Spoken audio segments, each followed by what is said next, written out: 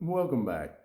This little grenade project right here behind me, it's been a long day. We're having to swap a crank and a reluctor wheel due to damage that we wasn't expecting. Stay tuned as we go over all the differences and how to swap these bad boys after the intro.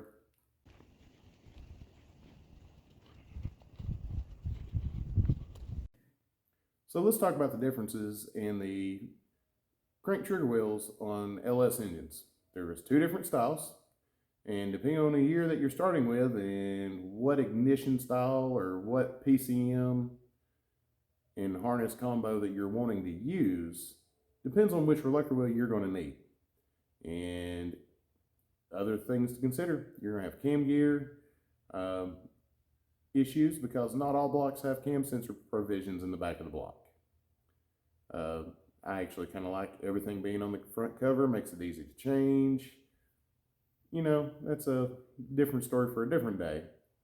But we're going to look down here at these two cranks I've got sitting out, explain the differences in the year models that you're going to find these in and the proper sensors that you're going to need to run them. All right, so we're going to go ahead and take a look at this first crank here, and it's actually our donor crank for this one right over here. We need this crank with this reluctor wheel for the grenade, because I need 24X, because unfortunately that's what most everything I have is set up for.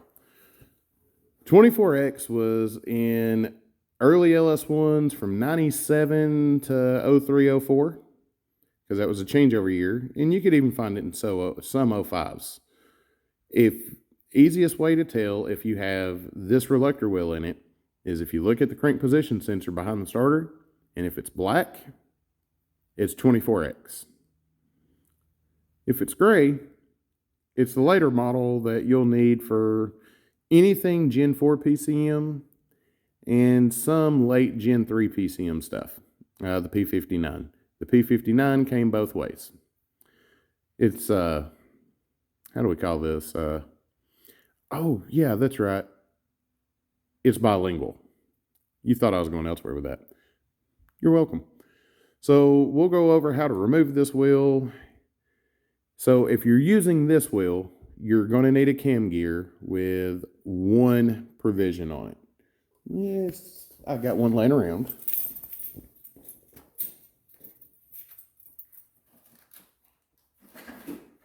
Let's go springs. We'll edit this out and post.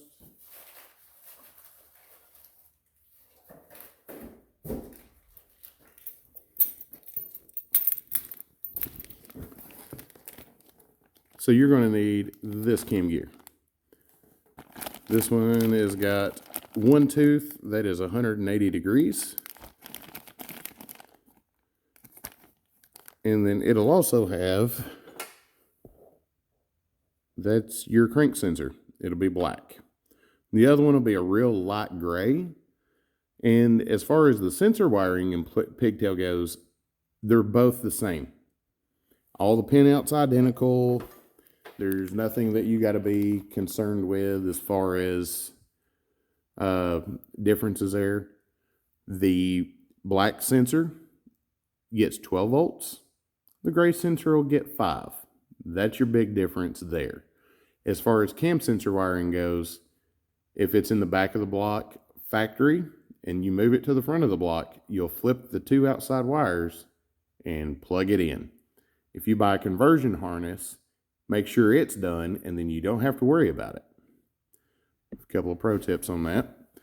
And over here is a 58X crank. This one, you can see that it's basically two different wheels that are spot welded together in a couple of places in the middle. And then this one here is a single wheel with 58 evenly spaced teeth and two that are missing. Notice the small piece of Mallory right there to balance everything out on that reluctor wheel. It's a neat little tidbit that I just seen. And let's go dig out our 4X. See, yeah, I got one. Awesome.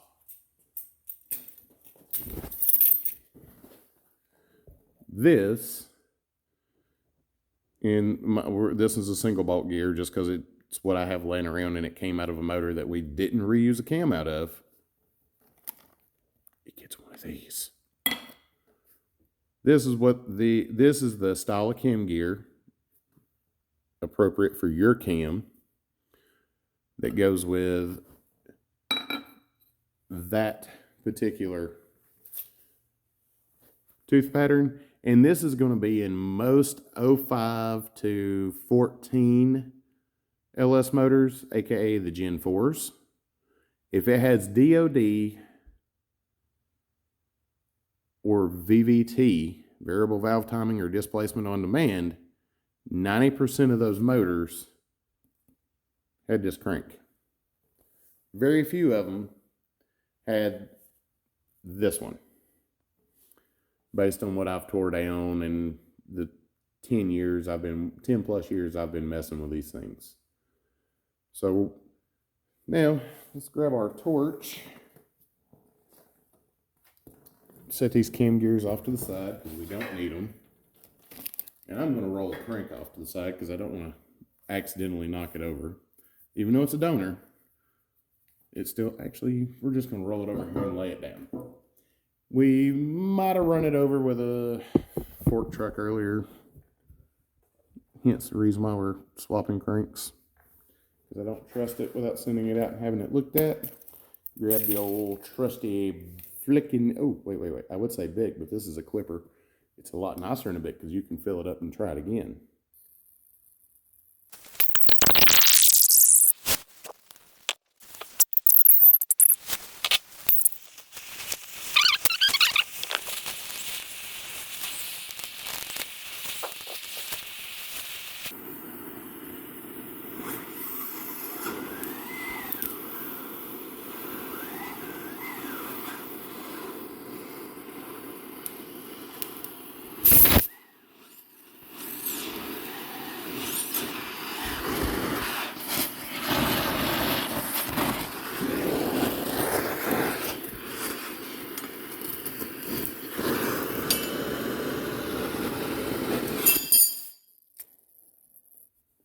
So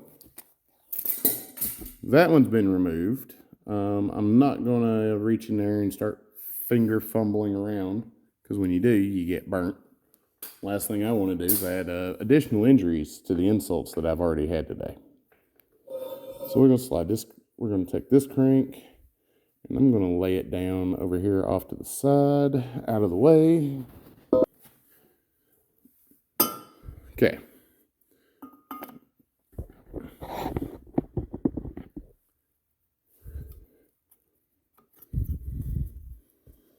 So this one right here is a Goodson jig for aligning the crank or aligning the reluctor wheel on an LS crank. It works on both 24 and 58X.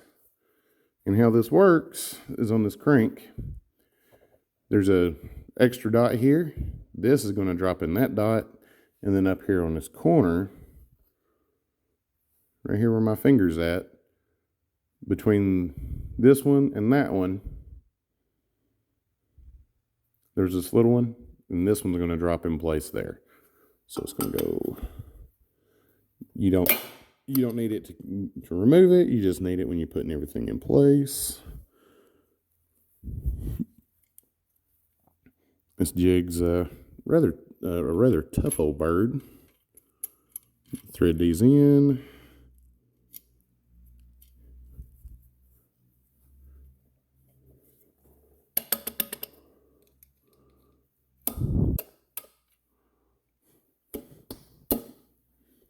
And when you're done, what this does is this locks this ring in place, and this right here locks this ring in place.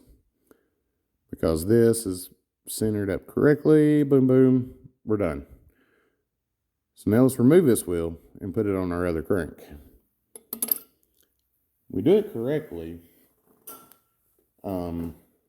Actually, you know what? I'm going to stand this. We're going to do this just a touch different, and I'm probably going to edit a lot of this out. Because if we take it off here and we keep it hot, we can set it on this one and it should fall in place. Keyword is should. And I'd like to not talk about what the end results of this are going to be. Now, one thing I do when I'm doing this is I try to line the cranks up pretty close. And if you do it right, it ain't going to be perfect, but you know, you can get, when you get close, it makes setting the ring and everything in place a whole lot easier. Yeah. Grab a torch, our lighter.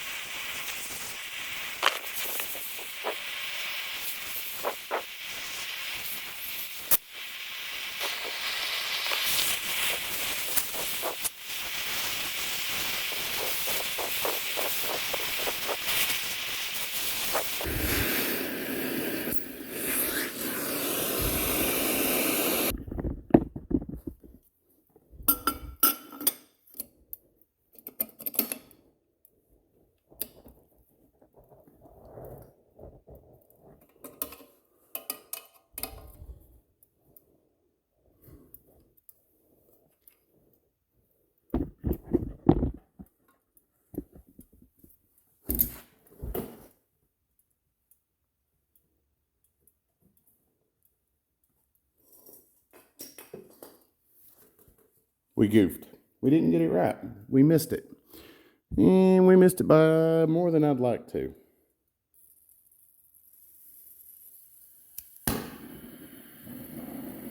So,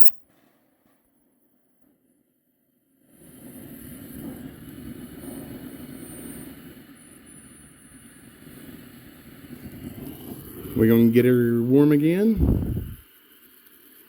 That ain't right.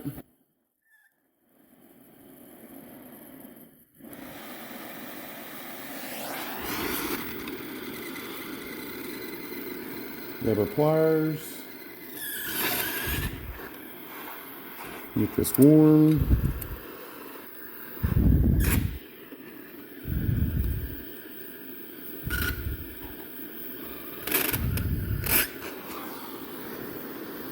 Get our torch set right, because apparently I'm sucking at it.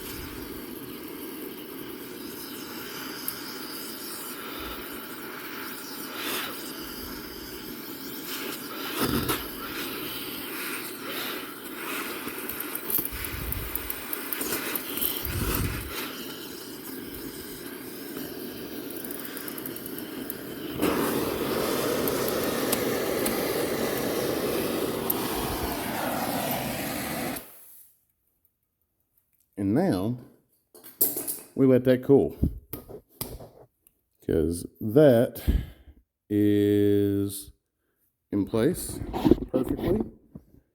Boom. And not hard to tell, but boom.